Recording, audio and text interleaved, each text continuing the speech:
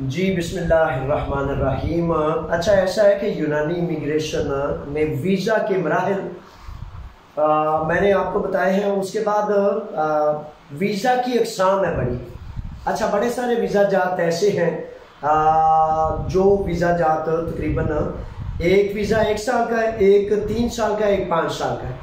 अच्छा, जो 1 साल का वीज़ा है उसमें बड़ी दफ़ा ऐसे होता है कि उसको रिन्यू करना मुश्किल होता है। ठीक है, 3 साल वाला या 5 साल वाला रिन्यूअल के मराहिल में से गुजर जाता है। आप जिन शहजादों ने बड़े बड़े भारी रकूम देकर एजेंटों के ज़रिए वीज़े हासिल किए होते हैं, बराए मेहरबानी सबसे पहला काम जब आप यहाँ यूनान में प्रदेश में आ जाते हैं तो सबसे पहले आपने ये करना है मेरे बच्चों कि उसी एजेंट पर नहीं रहना, क्योंकि वो तो अगर आपको अच्छाई की तरफ ले जाएगा या बुराई की तरफ ले जाएगा या आपका पासपोर्ट जब्त कर लेगा। किसी सूरत कानून किसी एजेंट को, किसी मालिक को, किसी ठेकेदार को, किसी को भी ये इख्तियार नहीं देता कि आपका पासपोर्ट, आपके डॉक्यूमेंट्स वो अपने पास रखें। एहतियातन जब मेरे बच्चों, जब शहजादों वीज़ा आप हासिल करते हैं, अपने पासपोर्ट की कापी, अपने वीज़े की कापी, हर चीज़ को फोटो करके 1, 2, 3 टोकरियों में रख दिया करें। टोकरियों से बना, यानी कि उनके मुख्तलिफ सेट बना दिया करें।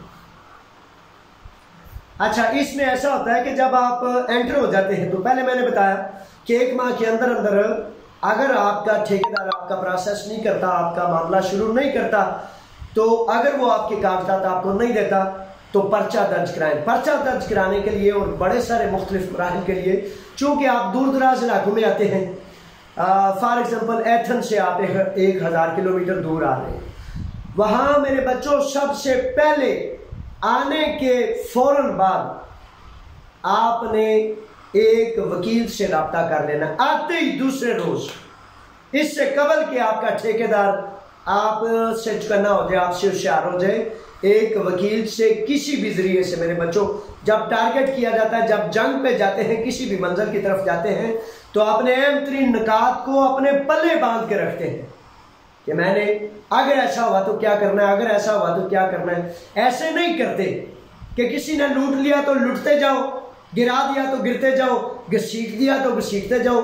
ये इंसानों के औसाफ में से नहीं होता मेरे बच्चों। किसी भी जंग, किसी भी महाज, किसी भी सिमत जाते हैं तो पूरे का पूरा बंदोबस्त एहतमाम करके जाते हैं। इसे अकल और दानाई कहते हैं और इसे ही आपकी इज्जत और आबरू कहते हैं। अगर आपने इस रास्ते को इख्तियार नहीं किया और दुहाई डाल दी, चीखें मारनी शुरू कर दी, रोना शुरू कर दिया कि कोई मदद नहीं करता, कोई सुनता ही नहीं है, मेरे बच्चों कौन सुनेगा, कहां सुनेगा?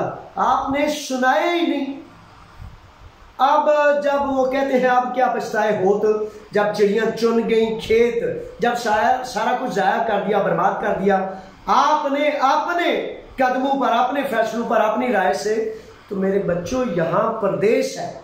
हर चीज को कबल अज़ वक़्त नहीं करोगे तो बाद में रोने कुर्लाने से फायदा नहीं होगा, बल्कि मजीद पशेमानी और शर्मिंदगी होगी। तो कह रहा था कि फौरी तौर पर आपने आकर वकील से रब्ता करना है और वहां से आपने पता कर लेना है कि मेरा वीज़ा 1 साल का है, 3 साल का, 5 साल का है।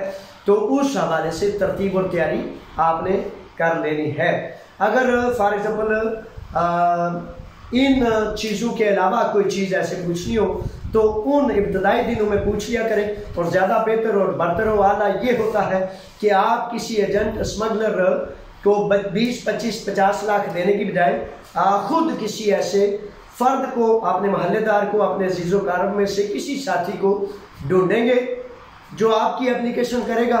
तो तमाम मराहिल में से मेरा कामल जो अंदाज़ा है, ज़्यादा से ज़्यादा 1000 यूरो में आप मुकम्मल पाकिस्तान से लेकर यूनान तक आ सकते हैं, अगर आपको कोई आपका अपना मिल जाए। इसमें इतने ही अखराजात होते हैं और अगर बहुत ही ज़्यादा फजूल अखराजात हो जाए तो शायद 1500 यूरो लगेंगे। ये है वीज़े के हवाले से मुख्तलिफ मालूमात जो आप पूछते रहते हैं। और मेरे बच्चों, मेरे शहजादों, बड़ा मादरत खा हूँ हमजा और ऐसे जो नौजवान बच्चे हैं, आर्गोस से जो नौजवान शहजादा फ़ोन करता रहता है कि मुझे कत्ल की धमकियाँ देते हैं, तो मैं अब क्या करूँ। तो सब कुछ हो सकता है, लेकिन जब आप आते ही अपना तरतीब करेंगे, जब आपके पास लीगल पेपर्स भी नहीं, जैसे आरगोश में नौजवान कहता है कि मुझे कत्ल की धमकियां देते हैं, मेरा वीज़ा भी ख़त्म हो गया, तो उस सूरत में कार के आ सकते हैं। अगर तो आपको 3 साल पूरे हो चुके हैं तो 3 साल की इमिग्रेशन में नए मालिक के साथ आप कॉन्ट्रैक्ट करके उसका लेटर लेके तो आप पेपर जमा कराने के बाद लीगल होने के बाद कर सकते हैं। लेकिन अगर आपकी जान को वाकई ही खतरा है तो मेरे बच्चों फिर आप करीब तरीन पुलिस स्टेशन चले जाएं। पर्चा जो है ना कभी भी आप खुद ना कराया करें, क्योंकि आपको पता नहीं, तो वकील के जरिए पर्चा दर्ज कराएं ताकि वकील आपकी बात को समझे, आपके मामलों को समझे, यूनानी कानून के तहत किस तरह आपका हक महफूज होता है उस तरह जान के समझ के तो फिर वो पर्चा दर्ज कराएं ताकि आपका मुकम्मल हफ़्ज़ भी हो और आपको आपका हक भी मिले। बड़ी मेहरबानी, अल्लाह की ईमान में। सलाम अलैकुम।